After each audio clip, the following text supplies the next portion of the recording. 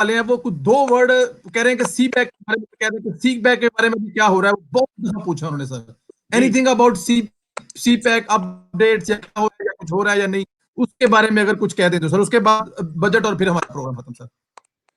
देखिए सी पैक एक तो ये है कि जब हम आए थे उस वक्त पाकिस्तान का जो था हालात आपके सामने है। Pakistan macro economic instable country declare हो चुका था। दुनिया के तमाम मालियाती इदारों ने पाकिस्तान के साथ बिजनेस बंद किया हुआ था।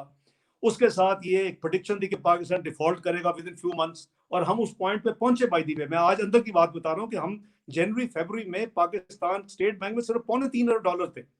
जब हम आए थे 6 अरब थे, लेकिन उसके साथ 4.6 अरब IMF के देने वाले थे अगले यानी 12 महीने में। तो हमारी हालत तो इसलिए उन हालात में ये एक मियां नवाज शरीफ साहब का बहुत बड़ा एक अचीवमेंट थी कि उन्होंने चाइना को ये एग्री करवाया कि वो पाकिस्तान में सरमायाकारी के लिए हेल्प करे। ये इलेक्शन हम जीत चुके थे और अभी हमने ओथ नहीं ली थी, मुझे अच्छी तरह याद है, केयर टेकर गवर्नमेंट चल रही थी। Serena hotel prime minister China के पाकिस्तान विजिट किया उन्होंने इस्लामाबाद, और मियां नवाज शरीफ साहब को चूंकि इन्होंने प्राइम मिनिस्टर बना था तो इनको उन्होंने इनवाइट किया सरीना होटल में मीटिंग के लिए। चाइना के वजीर आजम ने, मियां साहब के साथ मैं भी था और सरताज अजीज साहब भी थे, शहबाज शरीफ साहब थे, चौधरी निसार साहब थे। हम गए तो मियां साहब ने उनको कहा कि आप हमारा फ्रेंडली कंट्री हैं और मैं आपसे एक रिक्वेस्ट करता हूं कि भी आप हमारी हेल्प करें इस वक्त कि पाकिस्तान में बिजली के कारखानों के लिए आप हमारे जो इन्वेस्टर है ना उनके लिए आप लोन दें। सी पैक बहुत मिसअंडरस्टूड है बाय द वे। तो 46 उसके नतीजे में वो बात चली, उन्होंने तो इसका नाम कहा जी कि अपना China Pakistan economic corridor, CPEC, China Pakistan economic corridor, ये एक कॉन्सेप्ट है। तो 34 बाद में जब गवर्नमेंट आ गई तो $46 अरब, आपको याद है चाइनीज सदर नहीं आ सके 1 साल के लिए चूंकि धरना शुरू हो गया धरनों की वजह से, और फिर हमारे वो सारे प्रोजेक्ट डिले हो गए 1.5 साल। उसकी वजह से हमें LNG के 3600 मेगावाट के प्रोजेक्ट अपने पैसों से लगाने पड़े करीबन $4-4.5 के। तो वो $46 अरब था, उसमें लोगों को ये नहीं पता। मैं एम ग्लैड कि आपने किसी ने सवाल किया है। $34 अरब जो थे वो प्राइवेट सेक्टर के बिजली के कारखानों के लिए प्राइवेट सेक्टर को लोन चाइना दे रहा था। बाकी 12 बिलियन रह गए, उसमें $6 बिलियन रेलवे की अपग्रेडेशन के लिए थे पाकिस्तान से चाइना बॉर्डर तक। 3 बिलियन ग्वादर के लिए थे जो हमने इस्तेमाल किए, रेलवे को हमने इस्तेमाल नहीं किए। लाहौर से कराची मियां साहब ने कहा था मैं पूरे मुल्क की मोटरवे को कनेक्ट करूंगा। मैं पहले अदवार में मैंने लाहौर इस्लामाबाद पेशावर बना दी। अब मैं इस पूरा जो कि बहुत बड़ा 1100 किलोमीटर से ज्यादा इलाका था जी। तो उसमें एक ऐसी सेगमेंट थी सखर मुल्तान जो कि बहुत अंडर ट्रैफिक है, कमर्शियली वायबल नहीं है, तो हुकूमत को ही बनानी पड़नी थी, BOT पे नहीं बन सकती। उसके लिए $3 अरब, ये टोटल सी पैक।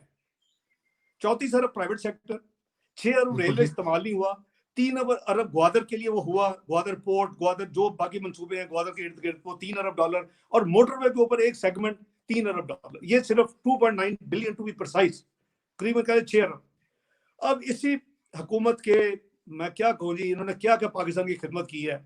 न्याजी साहब ने, आपको तकरीबन याद होगी असद उमर साहब की, न्याजी साहब ये कहते थे कि जी ये इन्वेस्टमेंट नहीं आ रही, ये कर्जा ले रहा है हुकूमत पाकिस्तान, और ये 8% पे ले रहे हैं। और पाकिस्तान के बड़े बड़े अदारों के सरबराह भी इसको मान लिया कि ये शायद सही है। मैंने उनको समझाया कि भाई ये जो मैं से अब अभी आपको समझा रहा हूं, इसका पाकिस्तान, एक तो पाकिस्तान की हुकूमत या पाकिस्तान की कौम कर्जा नहीं ले रही, जो इन्वेस्टर कर्जा ले रहा है वो खुद वापस करेगा, और बिजली देगा पैसे लेगा और कर्जा वापस करेगा, बिजली नहीं देगा पैसे नहीं लेगा। और जो हमारा कर्जा तो थोड़ा है, और उसका टोटल रेट जो था ना, ग्वादर के तो वैसे ही कुछ एक दो प्रोजेक्ट्स है जो मेरे को कॉम्प्लीमेंट्री कर रहे थे फ्री ऑफ कॉस्ट, और कुछ एड भी उन्होंने छोटी सी ग्रांट भी दी थी। तो टोटल हमारी एवरेज कॉस्ट जो थी वो जो $6 बिलियन, वो 3% से कम थी रफली। ये जो लोग बैठ के टॉक शोज में मिसगाइड करते थे ना उस जमाने में, और कंटेनर पे चढ़ के, वो कुछ बड़े बड़े अदारों के वो लोग जिनसे मैं तवक्को नहीं करता, वो भी उन्होंने भी बिलीव कर लिया कि ये शायद ठीक कर रहा है। इसको कहते हैं ना नाजी प्रोपेगेंडा मिनिस्टर, इसको कहते हैं कि इतना झूठ बोलो कि लोग सब सच समझना शुरू कर दें। तो ये अगर उस टाइप के सीनियर लोग भी यानी इस मोड में, फिर मैंने उनसे वो क्लैरिफाई हो गया सितंबर 2017 में, वो क्लैरिफाई हो गया, उनको समझा दिया उनको। अब तो खैर इनकी हुकूमत आई है ना, अगर आगे फिर आपको याद है, मैं मस्ट अप्रिशिएट आल्सो, जब असद उमर को फिर मिनिस्ट्री मिली और जब उसने जाके देखा तो उसने फिर वाशिंगटन जब गया IMF में तो उसने फिर बयान दिया कि इसकी कॉस्ट 3% है। तो अब तो नहीं जुटा सकते ना, जो उस वक्त कंटेनर पे तो आप तगीर कर सकते हैं, लेकिन उसकी कॉस्ट जो है वो 3% के करीब है। तो उसके बाद एक सप्लीमेंट्री सीपैक की नेगोशिएशन हुई, क्योंकि मुराद अली शाह साहब चाहते थे कि कराची सर्कुलर रेलवे हो, परवेज खट्टर साहब चाहते थे कि पे चीफ मिनिस्टर थे उस वक्त के वहां डैम्स और कुछ मिले।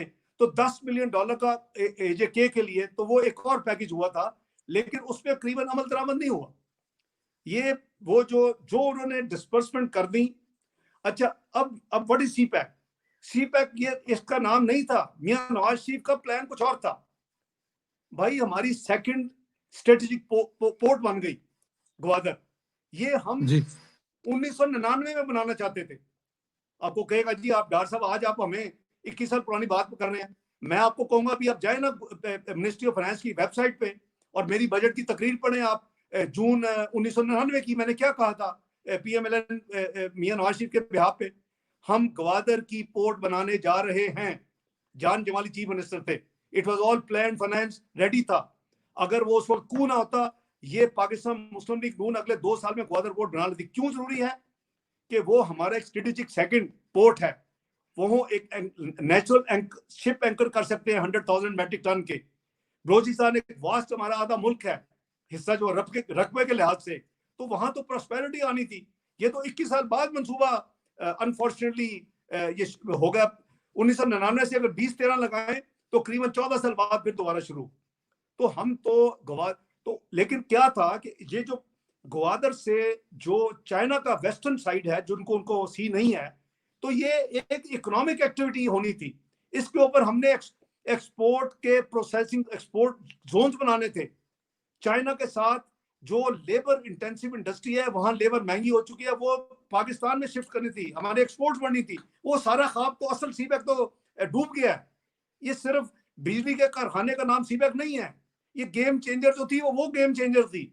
अभी ना चाइना इंटरेस्टेड है कुछ इतना ज्यादा, जितना हमने चाइना को बदनाम किया, मलाइन किया और उसको क्रिटिसाइज किया उस वक्त। वो अब अल्लाह करे कि वो चीजें होंगी तो आप आगे जाएंगे। लेकिन सीपैक का बेसिकली मैंने आपको थोड़ी सी तफसील इसलिए दी है कि इसके बारे में बेपनाह अफवाहें और बेपनाह गैर जिम्मेदाराना बातें फैलाई गई, और उसमें चाइना काफी अपसेट होता था। जब हम डिप्लोमेटिक मिलते थे तो कहते जी आप क्या, ये आपके मुल्क में क्या बात हो रही है, हम तो आपसे 8% नहीं ले रहे, हम तो ये अपना आपको कर्जा नहीं दे रहे, हम तो इन्वेस्टर को दे रहे हैं। तो ये उसकी बैकग्राउंड है जी संदेला साहब। जी sir, it's a define, I will take this part and